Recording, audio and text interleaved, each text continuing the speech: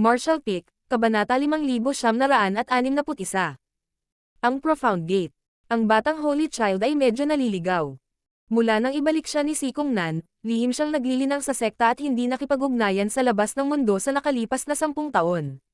Sa sandaling lumabas siya mula sa pag-iisa, itinulak siya sa frontline at ginamit ang kanyang katayuan bilang tagapagligtas ng mundo para pamunuan ang hukbo ng Spirit Religion sa isang buhay o kamatayan na labanan sa Black Ink Religion. Masasabing hanggang ngayon ay medyo naguguluhan pa rin siya sa kasalukuyang sitwasyon, ngunit hindi ito naging hadlang para tamasahin ang kagalakan ng dakilang tagumpay na ito.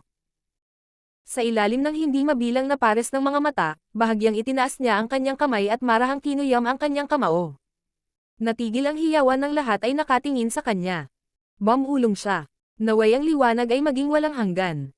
Matapos ang maikling katahimikan, mas naging marahas ang mga alon ng tagay. Sa harap ng mga tao, ang Saintess at Li Faiyo ay nagkatinginan at alam na ngumiti. Sa orihinal, ang pagtulak sa huwad na Holy Child na ito sa harap na linya ay para lamang mapadali ang hukbo ng Spirit Religion, ngunit pagkatapos makipag-ugnayan sa kanya ng ilang sandali, nalaman nilang dalawa na nagawa niya ang isang mahusay na trabaho. Higit sa lahat, simple at dalisay ang kanyang ugali. Ang gayong tao, kasama ang kanyang mga dakilang tagumpay sa kasalukuyan, ay higit pa sa kakayahang kunin ang posisyon ng Holy Child. Malamang, ang tunay na Holy Child, na nagtago sa mga anino, ay hindi tatutol.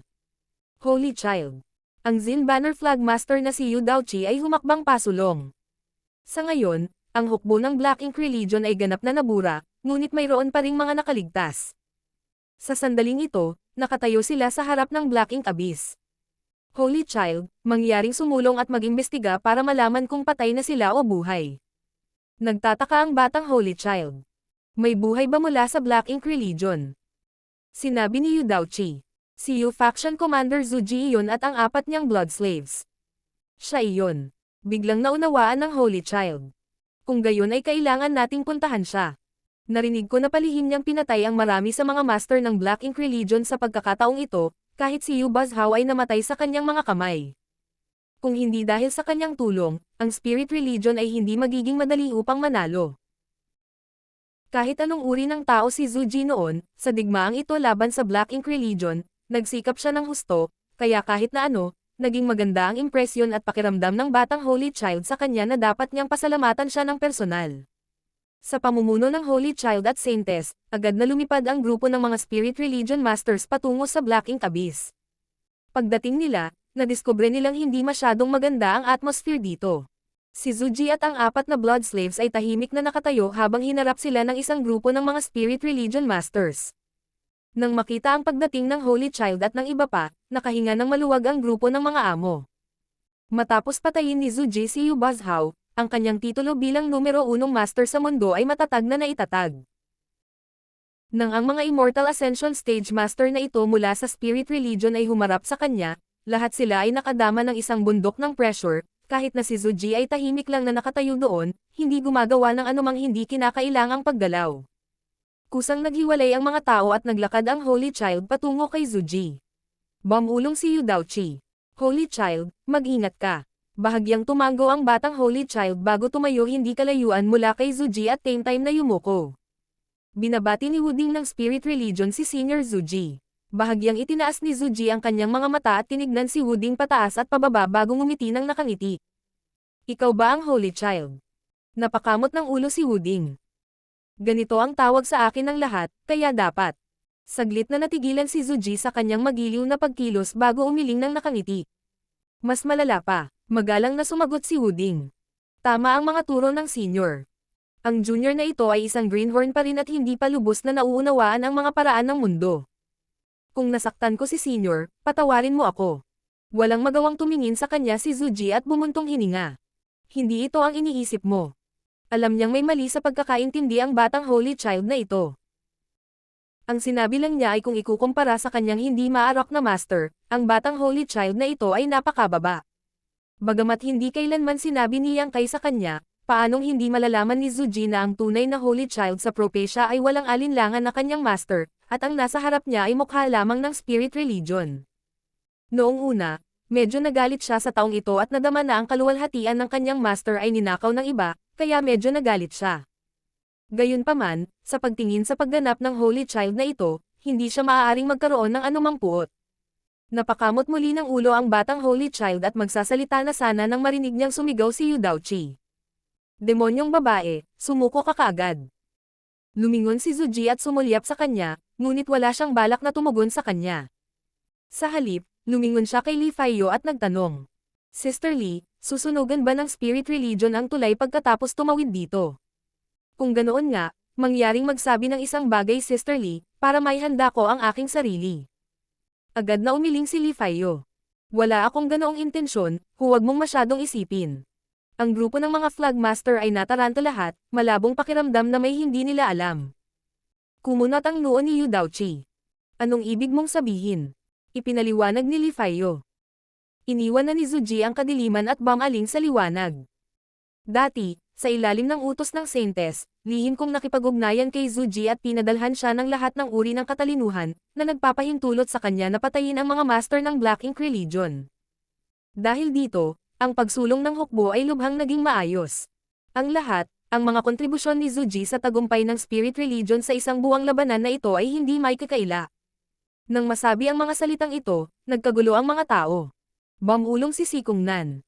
Bakit wala kaming narinig na ganyan? Ngumiti ang Saintes at nagpaliwanag. Napakahalaga ng bagay na ito, kaya inilihim ito sa publiko. Patawarin mo ako. Dahil kahit na ang Saintes ay umamin sa bagay na ito, tila ang bagay na ito ay totoo, at batay sa kasalukuyang mga resulta, si Zuji ay talagang gumawa ng malaking kontribusyon. Sa ngayon, maraming tao ang tumingin sa kanya ng mabait.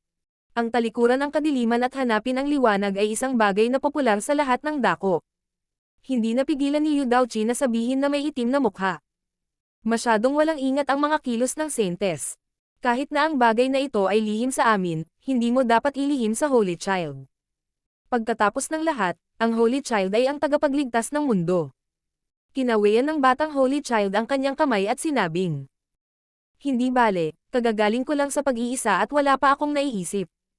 Maaaring magpasya si Sister Saintes sa mga usapin ng Spirit Religion. Agad na hindi nakaimik si Yu Daoqi, pakiramdam na ang Holy Child na ito ay isang tumpok lamang ng putik na hindi niya kayang buhatin. Pagkaraan ng ilang sandali ng katahimikan, sinabi niya, dahil iyon ang kaso, maaari kang umalis. Miyembro ka ng Black Ink Religion, at dati kang commander ng Yu Faction. Bagamat malaki ang naiambag mo sa Spirit Religion, hindi ka matatanggap ng Spirit Religion. Ngumiti si Zuji at sinabing, ayoko ring sumama sa iyo. Nagtataka si Yu Daoqi. Kung ayaw mong sumali sa Spirit Religion, bakit mo ipinagkanulo ang Black Ink Religion? Baka sa mukha ni Zuji ang pananabik habang sumagot. Dahil may mas mabuting target akong dapat sundin.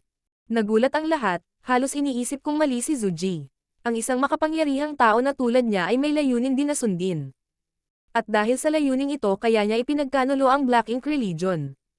Hindi napigilan ni Yu Daoqi na makaramdam ng inis at ikan-away ang kanyang kamay.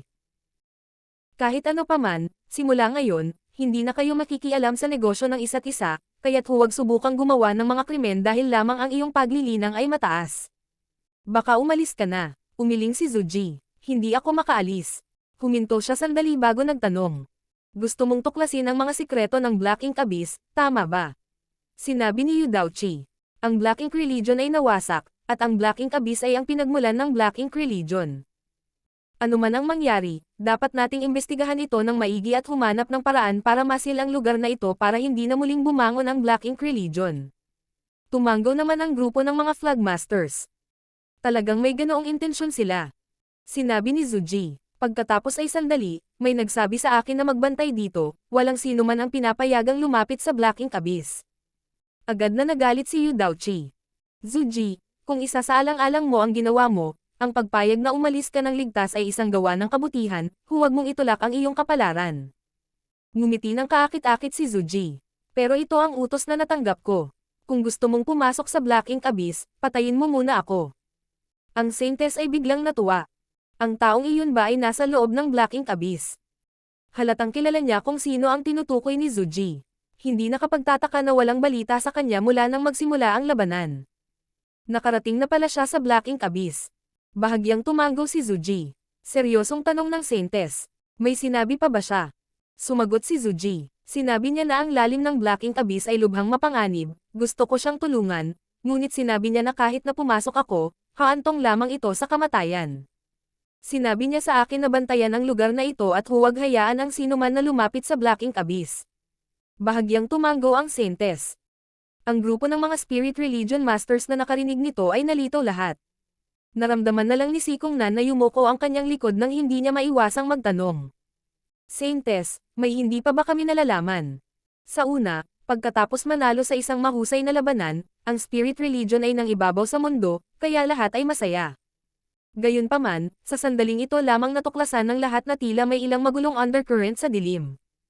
Hindi alam ng Saintes kung paano ipapaliwanag, kaya nasabi na lang niya. Hindi maginhawang pag-usapan ang bagay na ito. Dahil ideya ng taong iyon, lahat ay maaaring maghintay ng ilang sandali. Holy Child, ano sa palagay mo? Tumango si Holy Child na parang manok na tumutusok ng kanin. Tama si Sister Saintes.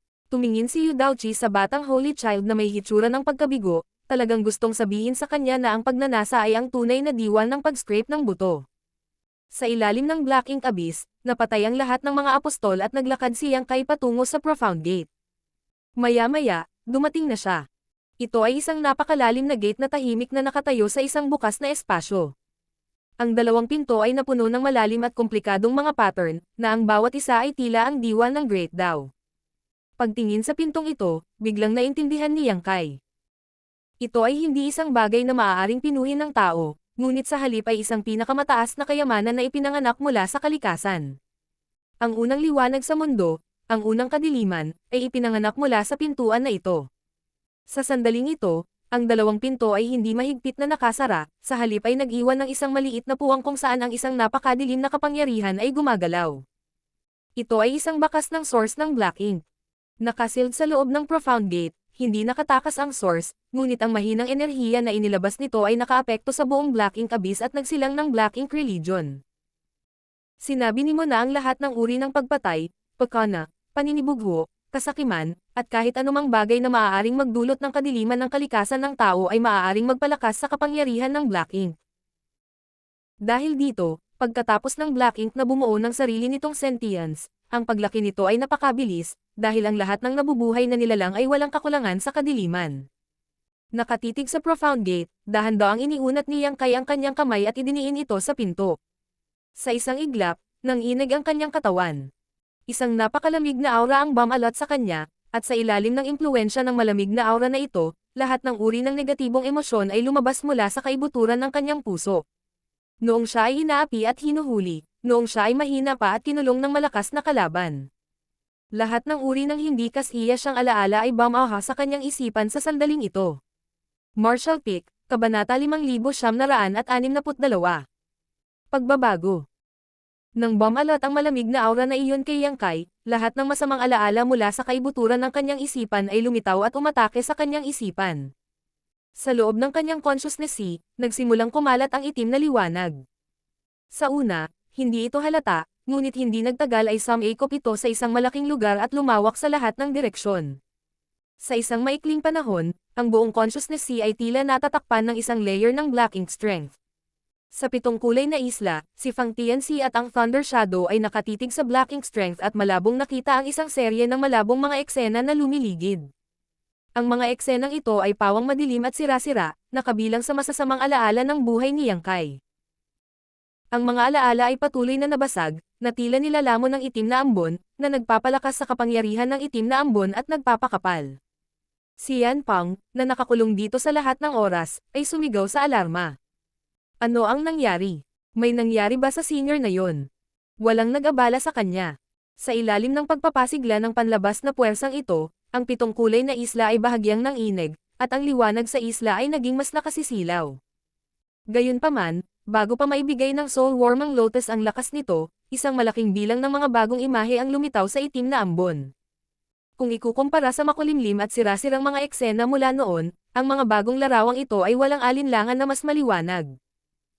Sa sandaling lumitaw ang mga imaheng ito, mabilis itong kumalat sa buong dagat. Ang liwanag mula sa hindi mabilang na mga imahe ay tumagos sa itim na hadlang at nagsimulang mabasag, sumanib sa Black Ink Strength. Habang nagsasama ang mga maliliwanag na larawang ito, ang itim na chi ay mabilis na naging payat. Ilang sandali pa, lumitaw ito sa manipis na hangin at muling nawala. Kung ikukumpara sa masasamang bagay na naranasan niya sa kanyang buhay, napakaraming magagandang bagay ang naranasan ni Yang Kai.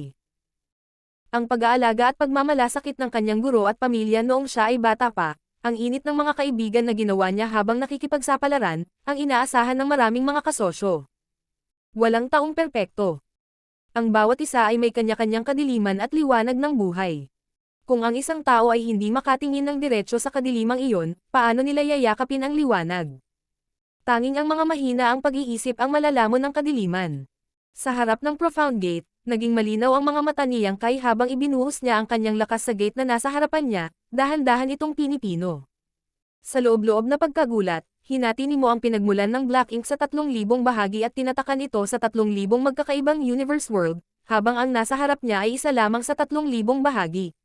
Bukod dito, ito ay tinatakan ng profound gate, kaya ang kapangyarihang ipinalabas nito ay hindi gaanong mahalaga. Gayunpaman, ang hindi gaanong puwersang ito ay nagawang pukawin ang kadiliman sa kanyang puso. Gamit ang kanyang 9th grade Heaven Opening Realm Foundation, mabilis niyang matatakasan ang impluensyang ito, ngunit ang pinakamalakas na cultivator sa mundong ito ay nasa Immortal Ascension stage lamang. Kapag sila ay naapektuhan, sino ang makakatakas? Tama si Mo. Ang profound gate ay Celi Adorito, kaya maliban kung personal niyang mapangasiwaan ito, hindi maiiwasan ang pagsilang ng Black Ink Religion. Gayunpaman, kasama ang Little 11 sa kanyang tabi, walang paraan na makalapit siya sa profound gate. Kung hindi, ang bakas ng source na iyon ay tiyak na magkakaroon ng malaking epekto sa Little 11, malamang na sumanib sa kanyang katawan. Dahan-dahan niyang inilapat ang kanyang lakas at nagsimulang lumiwanag ang mga mahiwagang pattern sa pinto, unti-unting kumakalat patungo sa 4 na sulok ng higanteng kamay. Mukhang hindi mahirap na pinuhin ang world treasure na ito. Sa pagtingin sa mga pagbabago sa pinto, biglang naunawaan ni Yang Kai na kapag sinindihan niya ang lahat ng pattern at rune sa pinto, matagumpay niyang mapapadalisay ito. Ang selyadong source sa likod ng pinto ay tila may naramdaman at biglang nabalisa. Inilabas nito ang kanyang lakas mula sa mahiwagang espasyo sa likod ng pinto at patuloy na bumagsak dito, na nagdulot ng isang malakas na dagandong. Kasabay nito, mula sa siwang ng pinto, nagsimulang kumalat ang kakaibang kapangyarihan. Oo naman, mayroon pa ring mga trick si Black Ink. Lihim na nagalak si Yang Kai na nakinig siya sa mungkahi ni Mo at hinintay na ganap na alisin ng Spirit Religion ang Black Ink Religion bago kumilos. Kung hindi, maaaring mayroong isang uri ng aksidente. Sa loob ng isang buwang labanan, ang Black Ink Religion ay naalis na, ngunit ang mga miyembro ng Black Ink Religion ay buhay pa rin. Marami sa mga master ng Black Ink Religion ang nagtago sa kanilang sarili nang malaman nilang masama ang sitwasyon. Gayunpaman, sa sandaling ito, nang magsimulang gumalaw ang bakas ng source sa likod ng pinto, ang mga master ng Black Ink Religion, na orihinal na nagtago ng kanilang sarili sa iba't ibang bahagi ng Primordial World, ay tila nakatanggap ng ilang uri ng hindi mapaglabanan na patawag. At mabilis na lumabas sa kanilang mga pinagtataguan. Binalot ang kanilang mga katawan ng kanilang Black Ink Strength, mabilis silang sumugod patungo sa Black Ink Gate. Sa daan, ang Black Ink Strength sa kanilang mga katawan ay naging masiksik, na nagpapahintulot sa kanila na masira ang kanilang orihinal na paglilinang at maabot ang isang mas mataas na antas.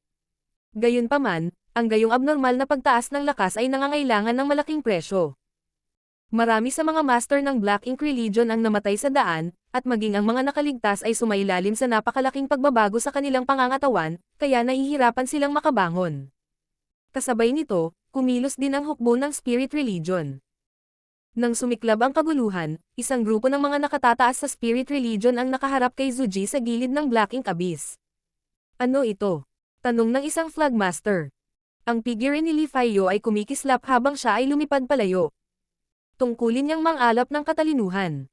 Di nagtagal, naunawaan niya ang sitwasyon at tumalikod, sinabing. Ang ilan sa mga disipulo ng Spirit Religion na nahawahan ng Black Ink Strength ay biglang nabaliw. Ang Black Ink Strength ay ganap na binaluktot ang kanilang mga isip at gusto nilang sumugod sa Black Ink Abyss. Ang Black Ink Religion ay palaging may sariling mga especially iya sa Spirit Religion, at ito ay isang bagay na alam ng lahat at hindi maiiwasan. Pagkatapos ng lahat, ang Black Ink Strength ay masyadong taksil at mahirap bantayan. Bukod dito, sa mga laban nitong nakaraang buwan, maraming mga disipulo ng Spirit Religion ang nahawahan ng Black Ink Strength, ngunit karamihan sa mahinang Black Ink Strength ay hindi naapektuhan sila, kaya't ang Spirit Religion ay nagpasya na huwag harapin ang bagay na ito pansamantala. Sa halip, nagplano silang maghintay hanggang sa tumira ang alikabok bago maingat na suriin ang mga ito. Sa hindi inaasahan, sa sandaling ito, ang mga disipulo na nahawahan ng Black Ink Strength ay nakaranas ng ilang uri ng pagbabago. Ang isang malaking bilang ng mga cultivator na nakabalot sa itim na chi ay sumugod patungo sa Black Ink Abyss na parang baliw, na nagdulot ng malaking kaguluhan. Habang nagsasalita si Li Faiyo, hindi niya maiwasang mapatingin sa Black Ink Abyss. Ngayon lang, sinabi ni Zuji na ang taong ito ay nasa loob ng Black Ink Abyss, at ang Black Ink Abyss ang pinagmulan ng Black Ink Religion. May kaugnayan ba ang lahat ng ito sa taong iyon? Posible kayang may ginawa siya sa ilalim ng Black Ink Abyss na naging sanhi ng pagbabagong ito. Gayunpaman, pagkatapos tumingin sa paligid, hindi napigilan ni Li Faiyo na magtanong. Nasaan si Zuji? Si Zuji na nakatayo sa harap ng Black Ink Yuan ay nawala. Naging mataimtim ang ekspresyon ng Saintess habang sinabi niya. Ang kanyang 4 na blood slaves ay na-distort din ng Black Ink Strength at sumugod sa Black Ink Abyss habang hinahabol sila ni Zuji. Natigilan si Li Faiyo. Sumigaw si Yu Daoqi. Kung ganoon, ang lahat ng nahawahan ng Black Ink Strength, nasira man o hindi ang kanilang isip, ay mahihirapang protektahan ang kanilang sarili. Si Zuji at ang 4 na blood slaves ay mga miyembro ng Black Ink Religion, kaya natural na nakipag-ugnayan sila sa Black Ink Strength at nag-cultivate pa sa Black Ink Abyss. Sa pagkakataong ito, natangay ng mutation ang lahat ng tao na nahawahan ng Black Ink Strength, kaya natural na hindi nakaligtas si Zuji at ang blood slaves. Nilinggan ni Sikong Nan ang kanyang ulo upang tingnan ang Black Ink Abyss at nag-isip na sinabi. Tiyak na may nangyari sa ibaba. Pagkatapos ay lumingon siya sa Saintess at nagtanong. Your Highness, ngayon mo lang sinabi na may tao sa Black Ink Abyss, sino ang taong iyon? Ito rin ay isang bagay na pinag-uusyoso ng lahat ng mga master ng Spirit Religion.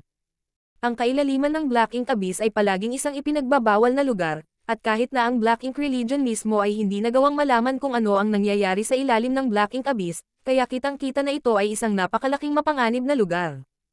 Mayroon ba talagang isang tao na maaaring pumasok sa isang lugar at panatilihin ang kanilang sariling ugali? Kung maaari niyang malaman ang pagkakakilanlan ng taong ito, dapat niyang malaman ang buong kwento. Hindi na kailangang magtanong ng Flagmaster Sikong, hindi ako comfortable para sa akin na magsalita tungkol dito ngayon. Dahan-daang umiling ang Saintess. Hindi napigilan ni Yu Daoqi na sumigaw. Anong klaseng sitwasyon ito? Gusto pa ba ng kamahalan na makipagtalo sa amin?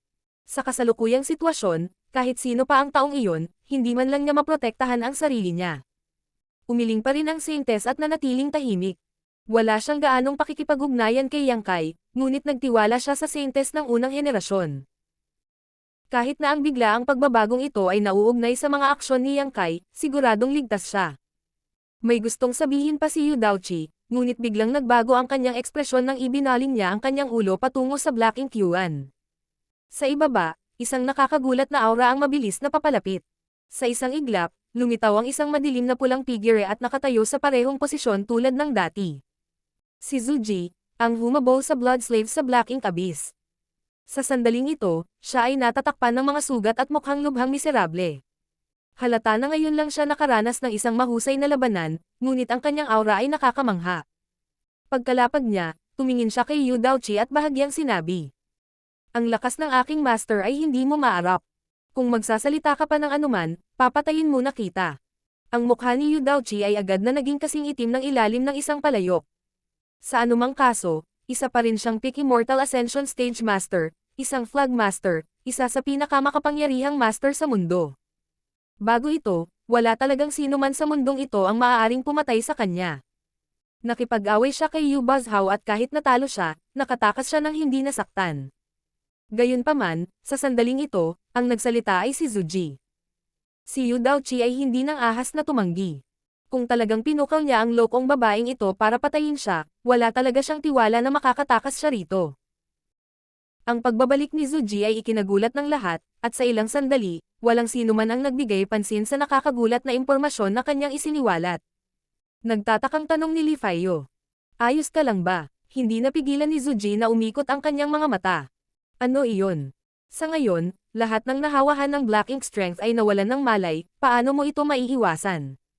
Nang marinig ni Zuji ang kanyang mga salita, biglang napagtanto ni Zuji ang nangyayari.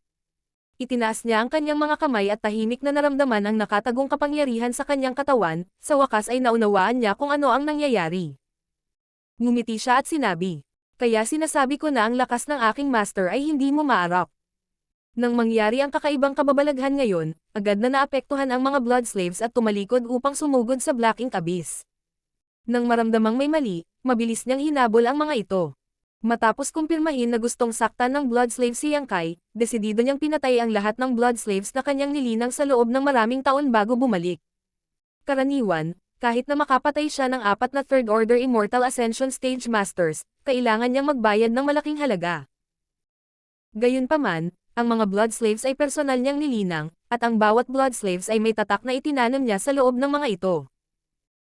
Bilang karagdagan, isinukol na ng mga blood slaves ang kanilang pinakamakapangyarihang porma sayon matapos mawala ang kanilang rasyonalidad, kaya kahit na kinailangan niya ng ilang pagsisikap para patayin sila, medyo maayos pa rin ito.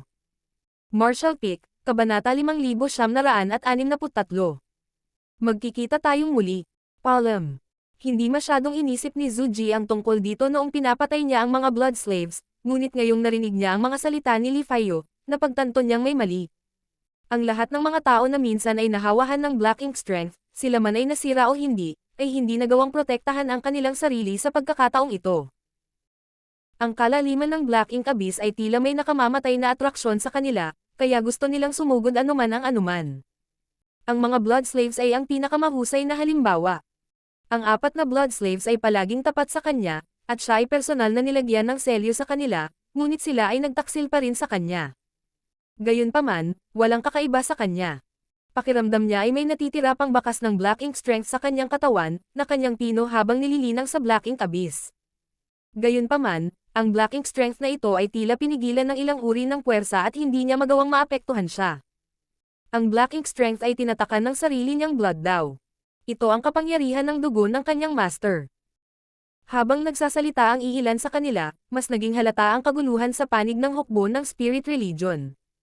Ang mga dagandong na katulad ng mga dagandong ng mga hayop ay patuloy na umaalingaw-ngaw, at ang mga cultivator na binaluktot ng Black Ink Strength ay ganap na nawala ang kanilang katwiran at naging Black Ink Disciple.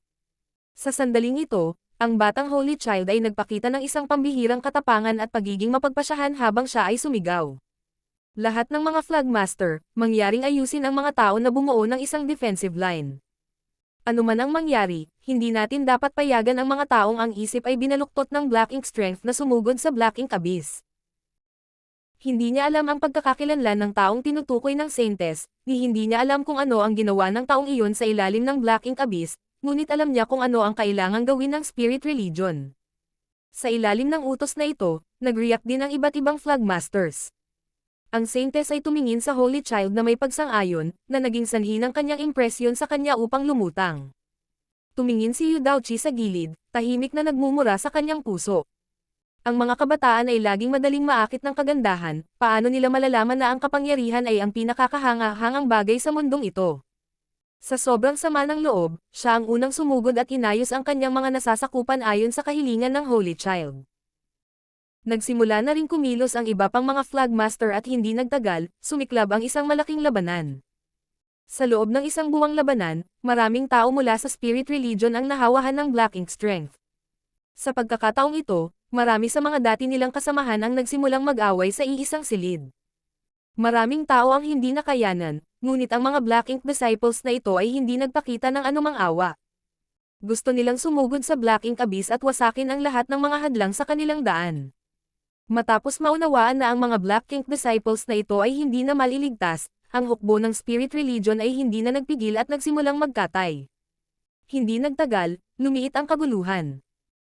Tulad ng pag-iisip ng lahat na ang mutation na ito ay malapit ng mamatay, isang malaking bilang ng mga master na sakop ng Black Ink Strength ang sumugod mula sa lahat ng direksyon. Ang mga taong ito ay pawang mga master mula sa Black Ink Religion na dati ay nagtago ng kanilang mga sarili. Sa pagkakataong ito, lahat sila ay tinawag ng source sa Black Ink Abyss.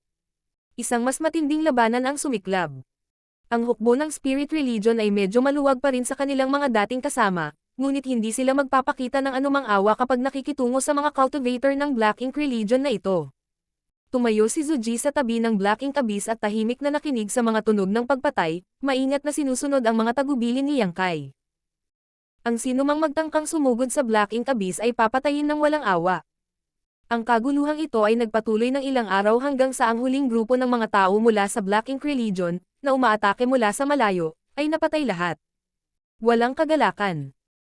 Ang hukbo ng Spirit Religion ay ganap na napagod, lahat sila ay nakahandusay sa lupa, nakatingin sa mga bangkay ng kanilang mga kasamahan na nakipaglaban sa tabi nila, ang kanilang mga puso ay puno ng kalungkutan. Ang grupo ng mga Spirit Religion Masters ay muling nagtipon sa harap ng Black Ink Abyss, kasama si Yu Daochi bilang kanilang pinuno. Ang grupo ng mga Flag Master ay nagsimulang magpilit kay Zuji. Dahil sa pagbabagong ito, mas napagtanto ng lahat ang kahalagahan ng Black Ink Abyss. Kung gusto nilang malaman kung ano ang nakatago sa kailaliman ng Black Ink Abyss, sa pamamagitan lamang nito mapipigilan nila ang mga katulad na sitwasyon na mangyari muli. Tumanggi si Zuji na umatras, pumupuno sa hangin ang kanyang layunin sa pagpatay habang ang kapaligiran sa paligid ng Black Ink Abyss ay naging mabigat. Nang ang dalawang panig ay nasa deadlock at malapit nang sumiklab ang isang malaking labanan, biglang nagpakita si Zuji ng kagalakan at ibinaling ang kanyang ulo patungo sa Black Ink Abyss. Kasabay nito, napansin ng lahat ang isang aura na mabilis na lumalapit mula sa kailaliman ng Black Ink Abyss. Ang ikinagulat ng lahat ay ang aura na ito ay mas malakas kaysa kay Zuji. Sa isang iglap, isang figure ang lumitaw sa harap ni Zuji. Master. Masayang bati ni Zuji. Bahagyang tumango si Yang Kai patungo sa kanya, ang hitsura ng pagsang-ayon ay makikita sa kanyang mukha habang itinaas niya ang kanyang kamay upang pigilan siya sa paglapit sa kanya. Sa sandaling ito, ang puwang sa paligid niya ay nabaluktot habang pinalibutan siya ng isang malakas na puwersang nakakasuklam, at isang marahas na alon ng pagkawasak ang natipon sa paligid niya. Ikaw. Nagulat ang grupo ng mga Flag Masters. Nakita na ng lahat ng mga Flag Masters si Yang Kai dati. Noong una siyang pumasok sa lungsod, lahat ng mga karaniwang tao ay lumapit sa kanya upang tanggapin siya. Ang pinaboran ng World Will ay kinilala nila bilang isang huwad na Holy Child. Sa selyadong lupain, nabigo siyang makapasa sa pagsubok na naiwan ng unang Saintess, at bilang resulta, ang kanyang ugali ay binaluktot ng Black Ink Strength. Sa araw na iyon, magkasamang pinatay siya ng 3 Flag Master at itinapon ni Li Faiyo ang kanyang bangkay. Walang mag-aakala na ang taong ito ay talagang buhay at nakatakas pa mula sa kailaliman ng Black Ink Abyss. Naalala ang mga salita ng Saintess at Zuji, ang mga Flag Master ay hindi napigil ang tumingin sa Saintess, lahat sila ay bahagyang nauunawaan ang isang bagay. Kung may ibang tao na lumabas mula sa kailaliman ng Black Ink Abyss sa oras na ito, tiyak na hindi hahayaan ng grupo ng mga Spirit Religion Masters ang bagay na ito.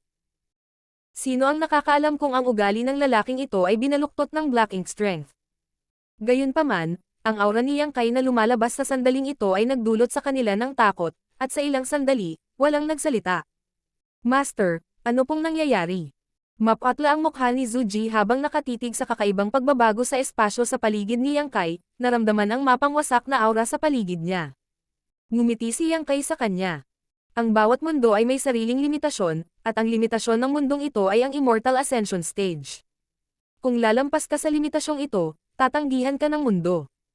Bahagyang nagbago ang ekspresyon ni Zuji nang maunawaan niya ang kahulugan ni Yang Kai. Ang lakas ni Master ay higit sa Immortal Ascension Stage. Ngumiti si Yang Kai. Ang daan ng martial daw ay walang katapusan. Para sa isang tunay na Master, ang Immortal Ascension Stage ay isang panimulang punto lamang. Pagkatapos ay bumaling siya sa Saintess at sinabing, ang problema sa ilalim ng Black Ink Abyss ay nalutas na, ngunit mayroon pa ring malaking halaga ng Black Ink Strength na natitira, kaya pinakamahusay para sa Spirit Religion na ayusin ang ilang mga pamamaraan dito para pigilan ang iba sa pagnanasa nito. Tumango ang Saintess. Sigurado ka, Sir, aayusin ang lahat. Lumingon siya upang tumingin sa direksyon ng araw ng umaga at ngumiti. Aalis na ako. Nag-aalalang nagtanong si Zuji. Saan pupunta si Master? Pakisuyong isama ang lingkod na ito. Malaki ang epekto sa kanya ng mga salita ni Yang Kai, siya ay orihinal na miyembro ng Black Ink Religion. Dahil lamang sa nakumbinsi siya ni Yang Kai na pinili niyang talikuran ang kadiliman at hanapin ang liwanag. Ngayon na ang buong Black Ink Religion ay nawasak, lahat ng mga nakatagong master ng Black Ink Religion ay nakatakas at napatay. Masasabing sa mundong ito, maliban sa kanya, walang ibang may bakas ng Black Ink Religion. Sa mundong ito, ang Black Ink Religion ay naging bahagi ng kasaysayan. Marahil pagkatapos ng daan-daang taon, hindi na ito umiiral. Paano siya magiging handa na manatili ritong mag-isa at hindi sumunod kay Yang Kai? Kahit na kailanganin niya itong pagsilbihan ng tsaa, ito ay mabuti. Dahan-daang umiling si Yang Kai. May sarili akong misyon, kaya hindi kita maisama. Agad na lumabo ang ekspresyon ni Zuji habang ibinuka niya ang kanyang mapupulang labi at hindi na nagsalita, na parang isang inabando ng batang babae. Hindi napigil ang matawa ni Yang Kai. Sige, bibigyan kita ng gawain. Agad na natuwa si Zuji. Pakipaliwanag, Master. Seryosong sinabi ni Yang Kai. Ipagtanggol ang Black Ink Abyss at patayin ang sino mang magtangkang pumasok. Mataimtim na sinabi ni Zuji. Tinatanggap ng lingkod na ito ang iyong mga utos. Sa isang kisap mata, ngumiti siya at nagtanong. Tinatanggap ng lingkod na ito ang misyon na ito, anong mga gantimpala ang mayroon?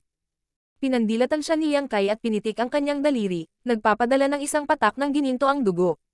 Nagningning ang mga mata ni Zuji nang ibukan niya ang kanyang bibig at nilunok iyon.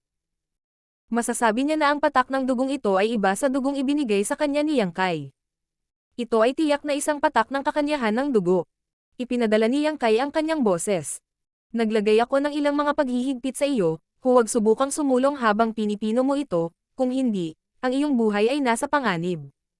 Tumanggo si Zuji. Naging mas kitang-kita ang saway na puwersa ng World Will, at ang mapanirang tubig na pumapalibot kay Yang Kai ay naging sanhi ng pamumutla ng mga mukha ng lahat. Napakaraming mga master ang naruroon, ngunit wala ni isa sa kanila ang nagtitiwala na makakaligtas sila sa ganoong karahasan, ngunit nagawang manatiling hindi nasaktan si Yang Kai, isang malinaw na indikasyon ng kanyang lakas. Master, maaari bang makita kang muli ng aliping ito? Mukhang may napansin si Zuji at mabilis na nagtanong. Tumingin sa kanya si Yang Kai. Kung gugustuhin ng tadhana, magkikita tayong muli. Sa sandaling matapos siyang magsalita, isang malakas na dagandong ang umalangaw habang ang anyo ni Yang Kai ay nag-transform sa isang guhit ng liwanag at bumaril sa kalangitan. Sa ilalim ng mga mata ng maraming mga master, isang bitek ang lumitaw sa kalangitan at isang daloy ng liwanag ang damaloy dito bago nawala. Ang mapangwasak na aura ay nawala rin ng walang bakas, na para bang hindi ito lumitaw. Unti-unting nawala ang bitek at naging tahimik ang paligid ng Black Ink Abyss. Ang lahat ay nabalot ng malamig na pawis habang maingat nilang inaalala ang sinabi ni Yang Kai, nanginginig ang kanilang mga puso. Binasag ng batang Holy Child ang katahimikang ito. Kung gayon, ito ang tunay na tagapagligtas ng mundong ito. Bagamat bata pa siya at wala pang gaanong karanasan sa mundo, mabilis siyang naunawaan at nagawa niyang makita ang ilang bagay pagkatapos makilala si Yang Kai. Ako ba ay isang peking Holy Child? Tinuro niya ang ilong niya. Nagkatinginan ang lahat ng mga Flagmaster, na pagtanto ang problema. Napangiti ang Saintess at tumingin sa Holy Child. Totoo na siya ang tagapagligtas ng mundo, ngunit ikaw ang Holy Child ng Spirit Religion. Sa loob ng isang buwang digmaan, ang mga aksyon ng Holy Child ay nakakuha ng pag-aproba ng buong Spirit Religion, at lahat ng mga disipulo na lumahok sa labanan ay makikilala lamang siya bilang Holy Child. Napakamot ng ulo ang batang Holy Child at sinabing, "Mabuti, Holy Child, ngunit hindi kilala ang tunay na tagapagligtas, tila hindi tama." Sinabi ng Saintess. Kung interesado ang Holy Child, maaari niyang dahan-daang ipahayag ang kanyang mga tagumpay sa hinaharap upang malaman ng mga disipulo kung sino ang lihim na nagambag sa digmaang ito at nagligtas sa mundong ito. Tumanggo ang Holy Child. Ayos lang, pero ang pinakamahalaga ngayon ay harapin ang problemang nasa harapan natin. Bago siya umalis, sinabi niyang gusto niyang aisil natin ang Black Ink Abyss.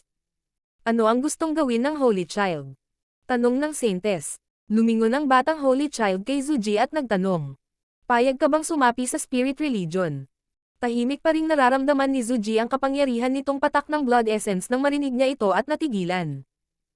Sumali sa Spirit Religion. Natural, pareho tayo ng layunin ngayon, at bago siya umalis, binigyan ka rin niya ng utos na bantayan ang Black Ink Abyss.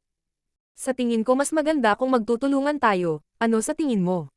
Seryoso siyang tiningnan ni Zuji, ang malinaw na mga mata ng Holy Child ay sumasalamin sa kanyang kaakit-akit na anyo, ngumiti si Zuji at sinabing. Oo naman. Kung ikukumpara sa pagiging mag-isa, hindi masama ang ganitong uri ng pagtatapos. Marshall Peak, Kabanata 5964. Ang pangalawang mundo. Dawn City, sa gilid ng lungsod, sa loob ng kubo ni Mo. Nang magsimulang tanggihan ng langit at lupa si Yang Kai at gawing mapanirang tubig ang malawak na kalooban nito, napansin ito ni Mo at tumingin sa Black Ink Abyss. Nagtagumpay ba siya? Gayunpaman, ito ay medyo mas mabilis kaysa sa inaasahan niya. Tila sulit ang daan-daang libong taon ng paghihintay.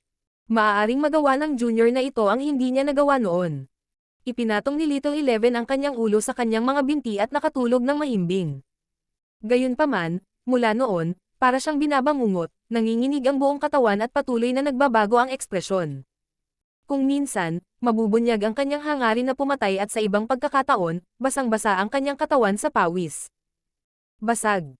Biglang nagising si Little Eleven at inangat ang kanyang ulo para tingnan si Mo, nakapout ang bibig habang umiiyak. Nagkaroon ka ba ng bangungot? Malumanay na tanong ni Mo. Hindi napigilan ni Little Eleven na tumanggo. Nanaginip ako na ayaw na sa akin ni Sixth Sister. Ang figure ni Sixth Sister ay lumalayo na sa akin. Ngumiti si Mo. Nanaginip ka lang. Hindi napigilan ni Little Eleven na sumangot habang nakasandal siya at yakap-yakap ang hita ni Mo, magiliw na sinasabi. Hindi ako kayang iwan ng Sixth Sister. Kung ayaw mo sa akin, walang pamilya ang Little Eleven. Tinapik-tapik ni Mo ang likod niya. Huwag kang mag-alala, hindi ka pababayaan ni Sixth Sister, lagi akong nasa tabi mo. Baka isang araw paglaki mo, hahamakin mo ako at tatakasan mo. Siyempre hindi. Kumunot ang ilong ni Little Eleven, naramdamang may mali, at nagpatuloy. Sixth Sister, may sakit yata ako, hindi maganda ang pakiramdam ko. Magiging maayos kapag katapos ng isang idlip. Tugon ni Little Eleven, inayos ang kanyang posture at mabilis na nakatulog. Sa paglipat sa kawalan, malinaw na naramdaman niyang kay ang puwersa ng paghila na nagtuturo sa kanya sa isang tiyak na direksyon. Ang puwersa ng paghila na ito ay hindi ang salungat na puwersa ng Primordial World, ngunit ibang uri ng puwersa mula sa Spacetime River. Ang pag-unawa sa kanyang puso, ito ay isang pamamaraan na naiwan ni Mo.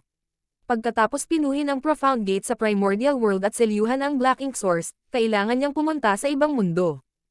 Medyo balisa siya.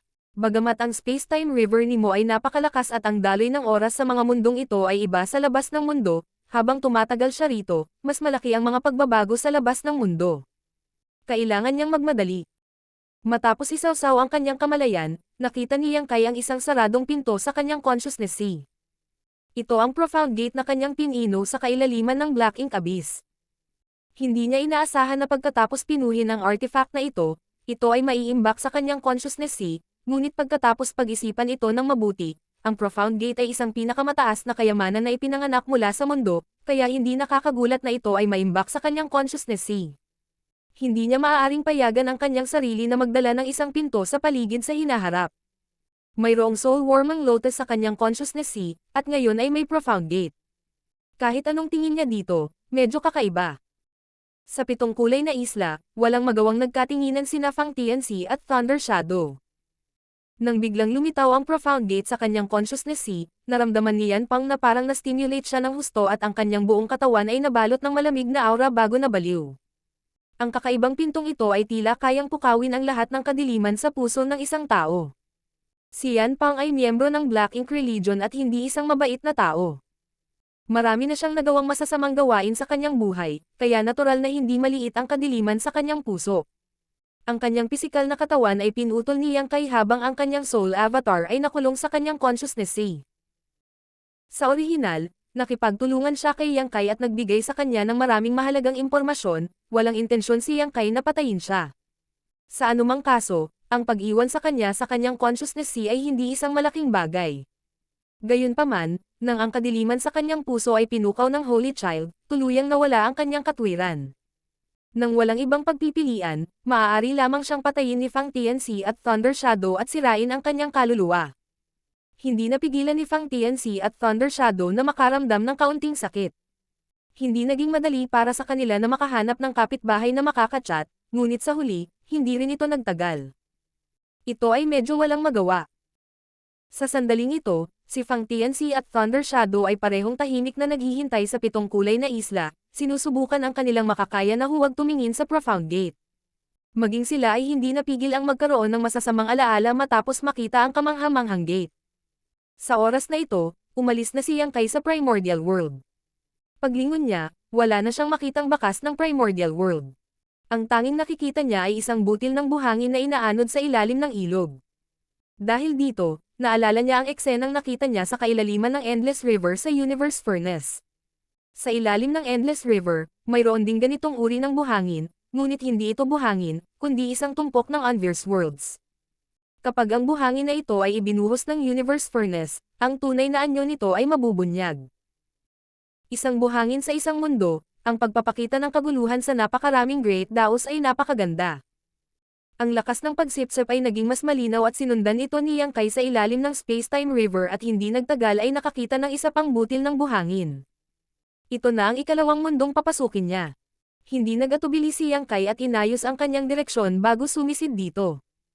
Hindi nagtagal, kumalat ang aura ng Universe World, at tulad ng huling pagpasok niya sa Primordial World, bigla siyang lumitaw sa isang Universe World at mabilis na nahulog. Sa kanyang nakaraang karanasan, agad na sinuri ni Yang Kai ang kanyang paglilinang.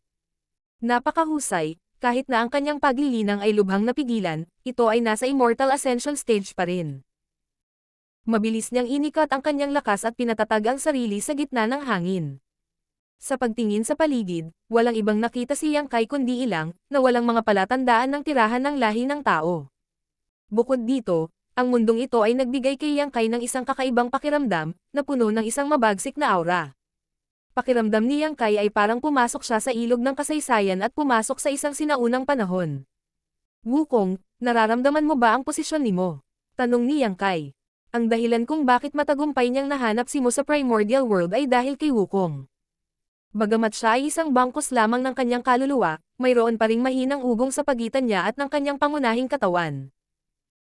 Kinokontrol ng kanyang pangunahing katawan ang Primordial Heaven Source Grand Restriction habang ang Space-Time River ay nakatago sa loob.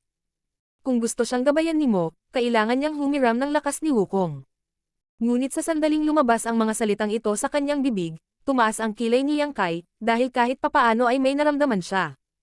Ibinaling ang kanyang ulo upang tumingin sa isang tiyak na direksyon, hindi napigilan ni Yang Kai na matawa. Masyado akong nag-iisip. Dahil gusto ni Mo na maglakbay si Yang Kai sa maraming universe worlds para i-seal ang Black Ink Source, paanong hindi siya magiging handa? Sa Primordial World, dapat ay nag-iwan si Mo ng isang uri ng pamamaraan sa kanya, kaya pagkarating ni Yang Kai sa mundong ito, agad siyang nakaramdam ng kung ano. Doon mismo, kumikislap ang kanyang figure habang sumusugod. Kasabay nito, may isang figurang nakaupong nakakross ang paa sa ilang. Hindi alam kung gaano karaming taon ang hinihintay ng figure na ito, at hindi rin ito alam kung ilang taon ang kailangan nitong maghintay. Hindi man lang nito alam kung may kahulugan ba ang paghihintay. Gayunpaman, kahit na matapos ang hindi mabilang na mga taon, hindi pa rin niya nakalimutan ang kanyang orihinal na intensyon. Ang lugar na kanyang kinatatayuan ay isang lambak ng bundok na napapaligiran ng 8 nagtataasang bundok, na lahat ay konektado sa isa't isa. Sa loob ng lambak ng bundok, mayroong isang napakahiwagang mahusay na hanay, at sa gitna ng mahusay na hanay na ito, mayroong isang higanteng itim na bato na naglalabas ng masamang aura. Ang lahat ng mga bundok at maging ang mga malalaking hanay sa lambak ay tila ginamit upang i-seal ang itim na bato, at sa tulong ng momentum ng bundok at ang kapangyarihan ng Great Array, masasabing ang kabuuan ng kapangyarihan ng Universe World ay nagtipon dito. Kung ikukumpara kay Mo ng Dawn City, ang kanyang kutis ay walang alinlangan na mas haggard, na para bang hindi siya nakapagpahinga ng mahabang panahon. Nang pumasok si Yang Kai sa mundong ito, ang kanyang nakapikit na mga mata ay biglang bumukas at ang mahabang espada na nakapatong sa kanyang mga tuhod ay napalitan ng isang guhit ng liwanag, na kumikislap palayo. Kaagad pagkatapos, isang maikling dagandong ng hayop ang umalangaw sa hindi kalayuan sa kanyang likuran at isang napakalaking ancient beast ang sumuray-shuray sa lupa, ang dugo nito ay nabahiran ng pula ng lupa. Ang lambak ng bundok ay napuno ng mga higanteng bangkay, na ang bawat isa ay kumakatawan sa isang ancient beast na nagbabantay sa lugar na ito sa loob ng maraming taon. Walang nakakaalam kung ilang ancient beast ang kanyang napatay. Ang mahabang espada ay lumipad pabalik at tahimik na damapo sa kanyang harapan na walang patak ng dugo. Noon lamang niya ibinaling ang kanyang ulo at tumingin sa isang tiyak na direksyon. Napakabagal ng mga galaw niya, na para bang matagal na siyang hindi gumagalaw ng ganito, tila naninigas. Ang simpleng pagkilos na ito ay kumakatawan sa daan-daang libong taon ng paghihintay ng mag-isa. Gayunpaman, napangiti siya dahil pakiramdam niya ay naging makabuluhan ang daan-daang libong taon niyang paghihintay. Sa larangan ng kanyang paningin, isang figure ang mabilis na papalapit sa kanya. Ang figure na ito ay may nakatagong aura at ginagamit ang resonance sa pagitan ng mga shadow para ituro siya sa direksyong ito. Damapo ang figure sa kanyang harapan at nagtama ang kanilang mga mata. Sa pagtingin sa haggard na mukha sa kanyang harapan, ang puso ni Yang Kai ay hindi mapigil ang tumikom, ang kanyang bibig ay puno ng kapitan, hindi makapagsalita ng ilang sandali. Pagkaraan ng mahabang panahon, magalang na yumoko si Yang Kai. Binati ni Junior Yang Kai si Senior.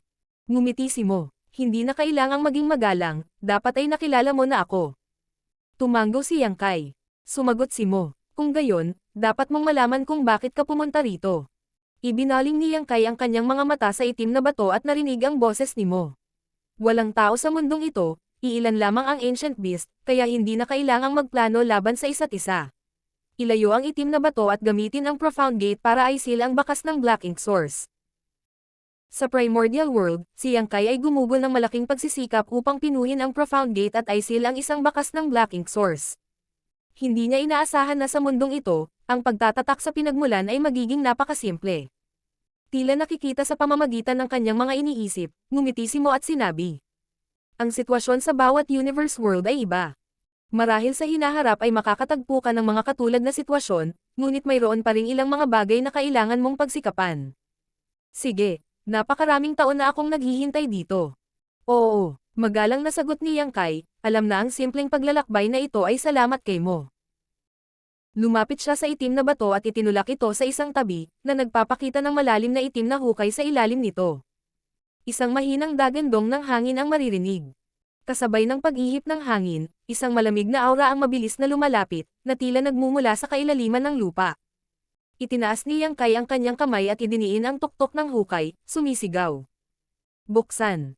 Isang napakalalim na pinto ang biglang lumitaw sa itaas ng hukay, at sa ilalim ng buong lakas ni Yang Kai, bahagyang bumukas ang pinto.